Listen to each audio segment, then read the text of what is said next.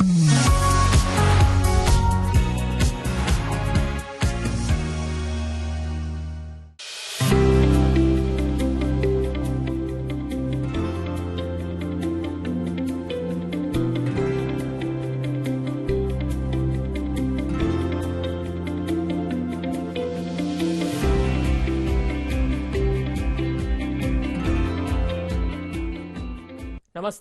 આજની વિશેષ રજૂઆતમાં આપનું હાર્દિક સ્વાગત છે. હું છું પંકજ શર્મા. આ ખાસ પેનલ ચર્ચામાં આપણે એક એવો વિષય લઈને બેઠા છીએ જે દિવસે ને દિવસે વધુ મહત્વનો અને તાત્કાલિક બની રહ્યો છે. એ વિષય છે પ્રી ડાયાબિટીસ. મિત્રો, પ્રી ડાયાબિટીસ એક એવી સ્થિતિ છે જે હવે દર 5 ભારતીય પુખ્ત વયના લોકોમાંથી એકને અસર કરે છે, અને છતાં આપણામાંથી મોટા ભાગના લોકો તેના વિશે ભાગ્યે જ વાત કરે છે અથવા તો અજાણ હોય છે. 22.25% ભારતીયો હવે સુગર સાથે ચાનો આનંદ માણી શકતા નથી. આ આજની વાસ્તવિકતા છે, અને એટલે જ તેના વિશે ચર્ચા જરૂરી બની છે. વિશ્વસનીય આરોગ્ય સેવા ભાગીદાર યુએસવી દ્વારા CSR પહેલ હેઠળ આજે અમારી સાથે જોડાયેલી પેનલ ટીમ આજના વિષય સંબંધિત આરોગ્ય સંભાળ અને પ્રારંભિક કાર્યવાહી માટે પ્રતિબદ્ધ છે.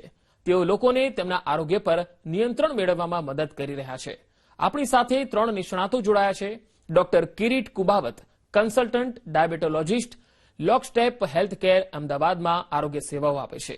Doctor Pratap Jethwani, consultant diabetes and obesity specialist, Jethwani hospital, રાજકોટમાં સેવાઓ આપે છે. અને ત્રીજા નિષ્ણાત છે doctor Sandeep S Desai, MD diabetologist, VIMS diabetes and obesity centre, વલસાડમાં સેવાઓ આપે છે. આપ તમામ નિષ્ણાત મહાનુભાવોનું હાર્દિક સ્વાગત કરું છું.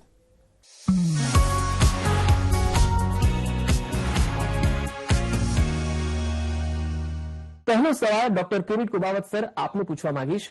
પ્રી ડાયાબિટીસ એ શું છે અને ડાયાબિટીસથી કેવી રીતે અલગ છે? So as a metaphor, pre-diabetes is like a Ravan standing in front of Sita. સીતાની સામે રાવણ ઉભો હોય અને વચ્ચે પતલી લક્ષ્મણ રેખા છે, તો that is pre-diabetes. કે જે રાવણ જેટલો જ ખતરનાક છે પણ દેખાતો રાવણ જેવો નથી. So that is a metaphor. અને સાદી ભાષામાં તમને ટેકનિકલી સમજાવવું તો જ્યારે બ્લડ શુગરનું લેવલ એટલું છે કે જે ડાયાબિટીસની રેન્જમાં નથી અને નોર્મલ રેન્જમાં પણ નથી, અને જ્યારે ઇન બિટવીન આ લેવલ જ્યારે હોય છે ત્યારે આપણે લોકો એને પ્રી ડાયાબિટીસ કહેતા હોય છે. બીજી રીતે તમને જો સમજાવવું તો પ્રી ડાયાબિટીસ છે એક ક્રોસ રોડ ઉપર ઉભેલો પેશન્ટ છે કે જ્યાંથી ઇઝીલી એ યુ ટર્ન લઈ અને પોતે નોર્મલ રેન્જમાં પાછો આવી શકતો હોય છે. સો આ એક એવું સ્ટેજ છે કે જ્યાંથી તમને ડાયાબિટીસને પ્રિવેન્ટ અથવા તો એને રિવર્સ પણ સારી રીતે કરી શકો. Next question doctor Pratap Jethwani sir આપને છે. જો કોઈ લક્ષણો ન હોય તો લોકોએ ચિંતા શા માટે કરવી જોઈએ? પ્રી ડાયાબિટીસની બીમારી હોય કે ડાયાબિટીસની શરૂઆત હોય, આ તબક્કામાં કોઈ પણ પ્રકારના લક્ષણો હોતા નથી. પણ જે શુગર વધવાનું પ્રમાણ હોય છે એ તમને દેખાડે છે કે તમારા શરીરની અંદરની જે મેટાબોલિક પ્રક્રિયાઓ છે એ ખરાબ થવાની શરૂ થઈ ગઈ છે. એટલે આવા દર્દીઓમાં ડાયાબિટીસના કોમ્પ્લિકેશન્સ અને ડાયાબિટીસ સાથે સંકળાયેલી અન્ય બીમારીઓ જેમ કે બ્લડ પ્રેશર, હૃદય રોગ, કોલેસ્ટ્રોલનો પ્રોબ્લેમ, આ બધું થવાનું જોખમ ખૂબ વધારે હોય છે. એટલે પ્રી ડાયાબિટીસ એ એક પોતે જ લક્ષણ છે જે દેખાડે છે કે તમારા શરીરમાં જે ઇન્સ્યુલિન બને છે, ઇન્સ્યુલિનની કાર્યક્ષમતા ઘટી ગઈ છે, અને જો આ તબક્કે પગલાં લેવામાં નહીં આવે તો આગળ ડાયાબિટીસ અને અન્ય બીમારીઓનો દર્દીએ સામનો કરવો. સંદીપ દેસાઈ સર, હવે બીજો સવાલ આપે છે, શું બાળકો કે કિશોરોને ડાયાબિટીસ થઈ શકે છે? જેમ આ એલાર્મિંગ છે કે ડાયાબિટીસ ઇન્ડિયામાં ખાસ કરીને યંગ છોકરાઓને ઘણું થાય છે, 25 વર્ષના છોકરાઓ પણ ડાયાબિટીસ થાય છે. એ જ રીતે પ્રી ડાયાબિટીસ જે ડોક્ટર સાહેબે કીધું એમ એક લાઈન આગ પહેલા છે. એટલે પ્રી ડાયાબિટીસ બહુ બધા બાળકોમાં હોય છે પણ એ આપણને ખબર નથી પડતું. હવે એ કેમ થાય છે? તો કારણ કે આજનું યંગ જનરેશન બહુ ટેક સેવી થઈ ગયું છે, સ્ટ્રીટ એક્ટિવ નથી, એ લોકો ફિઝિકલી સ્પોર્ટ્સ ને બધું રમતા નથી, એ લોકો એ જ વસ્તુ વિડીયો ગેમમાં રમે છે, જંક ફૂડ ખાતા હોય છે, શુગરી ડ્રિંક્સ વધારે લે છે, એટલે બહુ જ સેડેન્ટરી લાઈફ જીવવા માંડ્યા છે, અને એ લોકોમાં ઓબેસિટી પણ વધારે છે. એટલે જો તમારું બાળક ઓવરવેટ હોય અને મેદસ્વી હોય એટલે કે ઓબીઝ હોય અને આ રીતની એક્ટિવિટી ઓછી કરતા હોય તો બેટર, અને તમારી ફેમિલી હિસ્ટ્રી સ્ટ્રોંગ હોય તો બેટર કે ચેક કરી લેવું કે પ્રી ડાયાબિટીસ છે કે નહીં. ડોક્ટર કિરીટ કુબાવત સર, શું એ સાચું છે કે સામાન્ય વજન ધરાવતા લોકોને પણ પ્રી ડાયાબિટીસ થઈ શકે? સો આપણા સમાજમાં એક એવી ગેરમાન્યતા છે કે જો માણસ અનહેલ્ધી હોય યાની કે ઓબેઝ હોય તો એવા લોકોને જ ડાયાબિટીસ હોય, પણ ખરેખર એવું નથી. આપણે ઇન્ડિયન્સ છે ને ફિનોટાઇપિકલી એટલે કે આપણા દેખાવમાં અને જેનેટિકલી આપણે થોડા જુદા પડીએ છીએ આપણા કાઉન્ટર પાર્ટ્સ કરતા.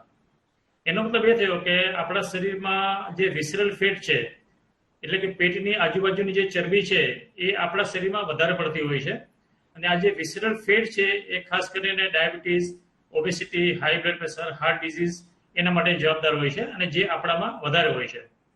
એટલે આપણે ઇન્ડિયન્સ લોકોનું વજન જો કદાચ નોર્મલ હોય, આપણો BMI પણ જો કદાચ નોર્મલ હોય, છતાં પણ બીકોઝ ઓફ વિસરલ ફેટ આપણે લોકોને પ્રી ડાયાબિટીસ હોઈ શકે. ટેકનિકલી અમે લોકો એને ટોફી તરીકે ઓળખતા હોય છે. ટોફીનો મતલબ છે કે થીન આઉટસાઇડ, ફેટ ઇનસાઇડ. એટલે જેને પણ વિસરલ ફેટ વધારે હોય અને જો BMI નોર્મલ હોય તો પણ આવા લોકોને ડાયાબિટીસ અને બીજી કોઈ પણ જાતની લાઇફસ્ટાઇલ ડિઝીઝ ચોક્કસ થઈ શકે. શું તણાવ કે પછી ઓછી ઊંઘ એ ખરેખર સુગરના સ્તરને અસર કરી શકે છે ખરું? તણાવને કારણે તેમજ ઓછી ઊંઘના કારણે શરીરના જે અંતઃસ્ત્રાવો હોય, ખાસ કરીને એપિનેફ્રિન, નોરએફ્રિનેફ્રિન કરીને જે અંતઃસ્ત્રાવો હોય એ રિલીઝ થાય છે, અને આ જે અંતઃસ્ત્રાવો હોય છે એ આપણા શરીરમાં રહેલા ઇન્સ્યુલિનની કાર્યક્ષમતાને ઘટાડે છે. એના કારણે ધબકારા વધે છે, બ્લડ પ્રેશર વધે છે અને બ્લડ શુગરમાં વધઘટ થાય છે. એટલે તણાવને ઘટાડવું એ ખૂબ જરૂરી છે. તમારા શરીરની ઓવરઓલ હેલ્થ અથવા તંદુરસ્તી જાણવા માટે ખાલી વજન કંટ્રોલ કરવું, ખાલી બ્લડ પ્રેશર, બધી વસ્તુઓ કંટ્રોલ રાખવી એટલું જરૂરી નથી, પણ એની સાથે સાથે તણાવને કંટ્રોલ કરવો અને પૂરતી ઊંઘ લેવી એ ખૂબ જ જરૂરી છે. ડોક્ટર સંદીપ દેસાઈ સર, આપને છે, કોઈએ કેટલી વાર બ્લડ સુગરનું પરીક્ષણ કરાવવું જોઈએ? ઇન્ડિયામાં જો તમે એક વખત 30 વર્ષની ઉપર વેટ એજ તમારી ઉપર આવી ગઈ હોય અને તમને ફેમિલી હિસ્ટ્રી સ્ટ્રોંગ હોય, તમારું મેદસ્વીપણું હોય, સ્મોકિંગ અથવા કોઈક કોલેસ્ટ્રોલનો પ્રોબ્લેમ, બ્લડ પ્રેશર, આ બધી હિસ્ટ્રી હોય તો બેટર કે વર્ષે એકવાર કરાવવું જોઈએ. તમને કંઈ ચિહ્ન હોય કે ન હોય, તમે ગમે તેટલું સારું હોય પણ બેટર કે વર્ષે એકવાર કરાવવું જોઈએ. હવે તમને જો આગળ કોઈક વેલ્યુ હાઈ આવી હોય, બોર્ડર પર આવી હોય, કે જો કોઈકે ડોક્ટરે કહ્યું હોય કે તમને પ્રી ડાયાબિટીસ છે, તો એ લોકોએ કદાચ 6 મહિને પણ કરાવી વધારે હિતાવ છે. તો આપણને જલ્દી સમય પર આપણે ડાયાબિટીસ થાય તે પહેલા પકડાઈ જાય અને આપણે એને ટ્રીટમેન્ટ સારી રીતે કરી શકીએ. એટલે વર્ષે એકવાર મિનિમમ, જો 2 રિપોર્ટ સારા આવે તો કોઈક વખત 2 વર્ષે એકવાર, અને જો એક રિપોર્ટ પણ તમારો કોઈ ખરાબ હોય કે બોર્ડર પર હોય તો 6 મહિને પણ કરાવી લેવાય. ડોક્ટર કિરીટ કુબાવત સર, હવે આ ટેસ્ટની તો વાત કરી આપે, પરંતુ હવે એમાં એ જાણવું છે કે જે રીતે સરે વાત કરી કે ડાયાબિટીસને અટકાવવું હોય તો હવે એમાં કસરત જે લોકો કરતા હોય છે તો એ કસરતની ભૂમિકા ડાયાબિટીસને અટકાવવામાં કયા પ્રકારની રહે છે? જેટલું કામ ઇન્સ્યુલિન કરતું હોય છે તમારા શુગરને કંટ્રોલ કરવા માટે, અથવા તો મેડિસિન્સ જેટલું તમારું કામ કરે એટલું જ કામ કસરત પણ કરતી હોય છે. એટલે ફક્ત ને ફક્ત સાદી કસરત, બિલકુલ સાદી કસરત, કે ફક્ત તમે દિવસમાં 30 મિનિટ બ્રિસ્ક વોકિંગ એટલે કે તમે ઝડપથી જો તમે ચાલો અને એટલીસ્ટ અઠવાડિયામાં 150 મિનિટ્સ જો તમે ચાલો તો ધેર આર ચાન્સીસ કે તમે તમારો ડાયાબિટીસને 50% તમે રિવર્સ અથવા તો એમાંથી નોર્મલ રેન્જમાં તમે આવી શકો. So exercise is a treatment for diabetes. It is not just a physical activity. એ ડાયાબિટીસની દવાનો એક ભાગ જ છે.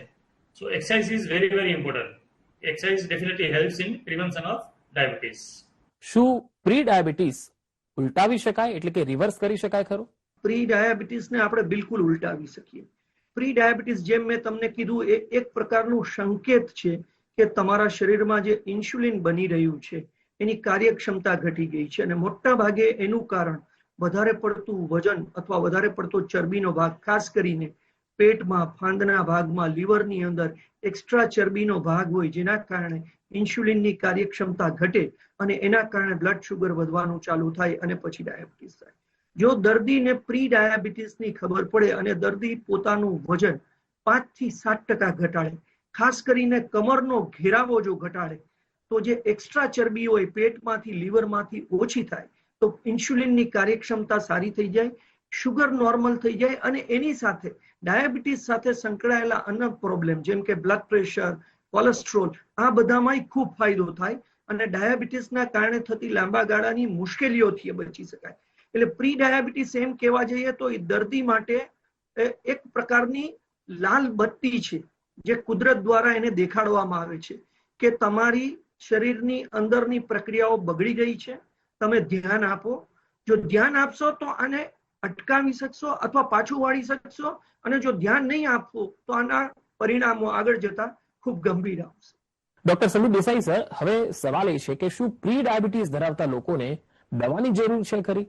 ડોક્ટર સાહેબે ઘણું બધું કહી દીધું એક્સરસાઇઝ વિશે. એટલે જેમ પહેલું ડાયાબિટીસમાં પણ કસરત ઇમ્પોર્ટન્ટ છે અને ડાયટ, એ જ રીતે પ્રી ડાયાબિટીસમાં પહેલી ટ્રીટમેન્ટ કસરત એટલે એક્સરસાઇઝ, ડેલી વોકિંગ, પણ તમારા રૂટીન એક્ટિવિટીમાં પણ વોકિંગ. એટલે તમે કોઈ કોમ્પ્યુટર પર કામ કરી રહ્યા છો કે કોઈ એવી જગ્યાએ કામ કરી રહ્યા છો જ્યાં બેસવાનું વધારે હોય તો અડધો કલાકે એક વખત થોડુંક 2-3 મિનિટ ચાલવું, પછી તમારે ખાઈને 2-3 વખત ચાલવું, એટલે સવારે, બપોરે, રાત્રે, એમ એ રીતે સિમ્પલ કસરત. અને જે આપણે ડોક્ટર સાહેબે કીધું એ પ્રમાણે એક્સરસાઇઝ સૌથી ઇમ્પોર્ટન્ટ, જેનાથી મોસ્ટ ઓફ ધ પેશન્ટ્સને આપણે રિવર્સ કરી શકીએ. જો વજન તમારું ઉતારી શકો, જે લોકો ખાસ ઓબીઝ હોય અને ખાલી 5% થી 7% વજન ઉતારે તો પણ એ દવા વગર રહી શકે.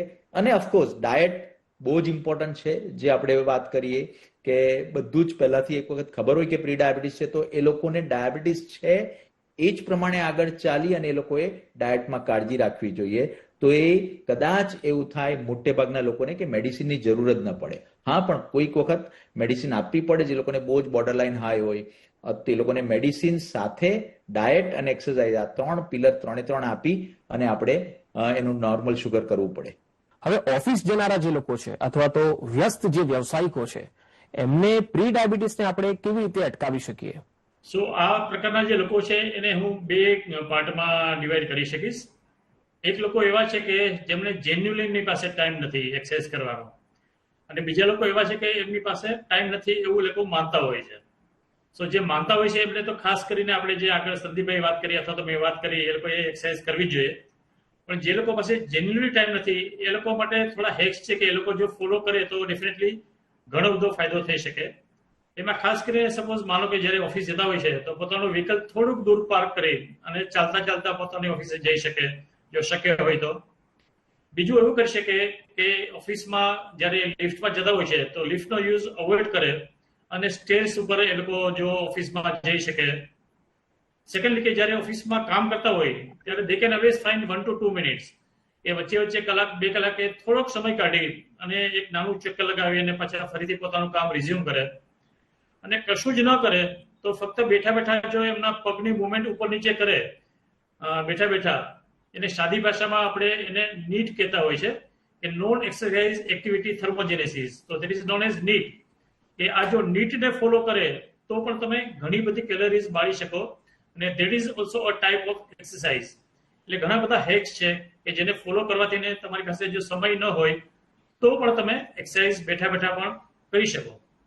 સેકન્ડલી કે તમે તમારો બ્રેકફાસ્ટને તમે સ્કીપ ન કરો અને જ્યારે પણ તમે ઓફિસ જાઓ ત્યારે થોડા હેલ્ધી નટ્સ અથવા તો થોડા ફ્રૂટ્સ એ તમે સાથે લઈ અને as a healthy diet rather then taking unhealthy diet તમે હેલ્ધી ડાયટ ત્યાં તમારા ઓફિસમાં ફોલો કરી શકો.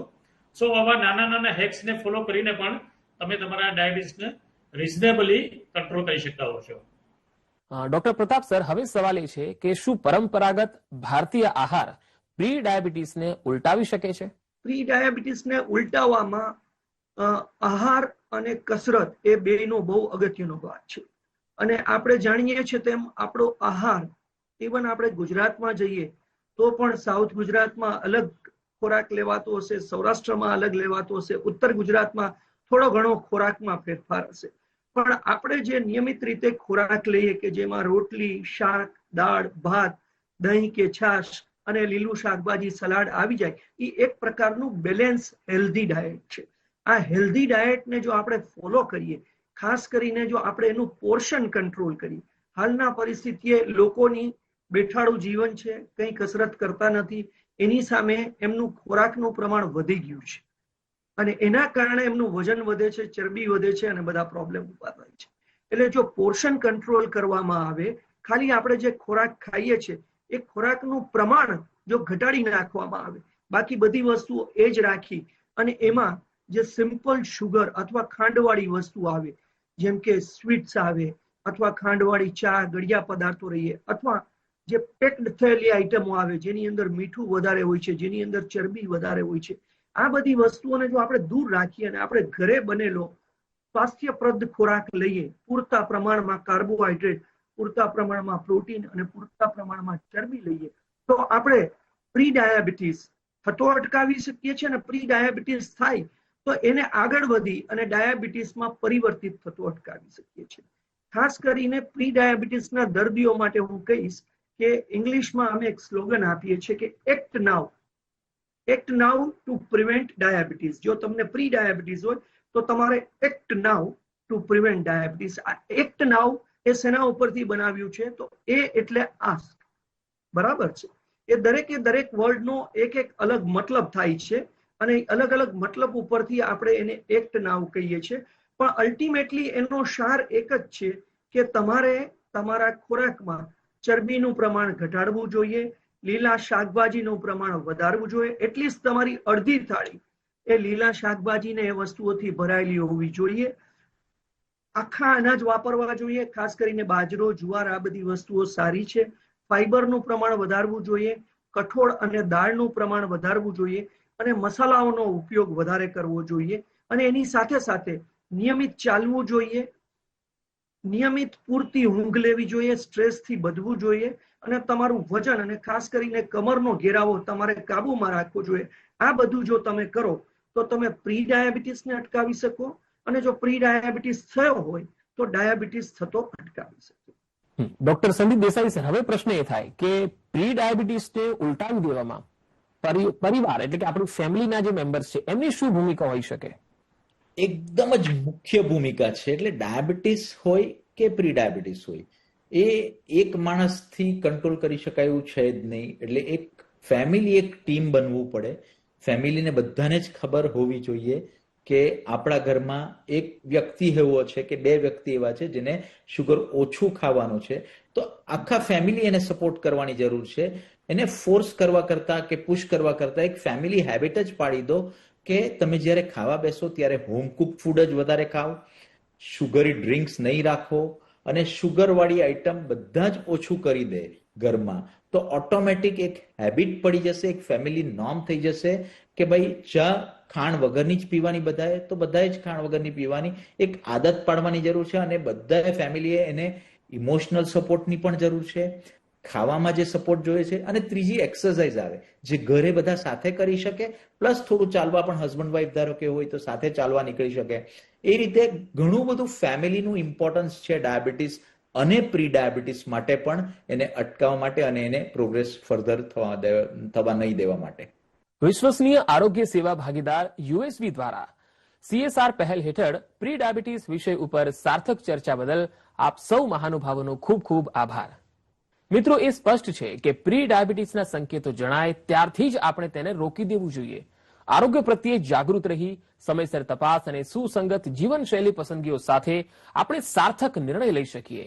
પ્રી ડાયાબિટીસની સારવાર એ ફક્ત નિવારણ નથી, તે આ ડાયાબિટીસ રોગચાળાને રોકવાની અને તમારા દર્દીઓને જીવનભર એક ડગલું આગળ રાખવાની શક્તિ પણ છે.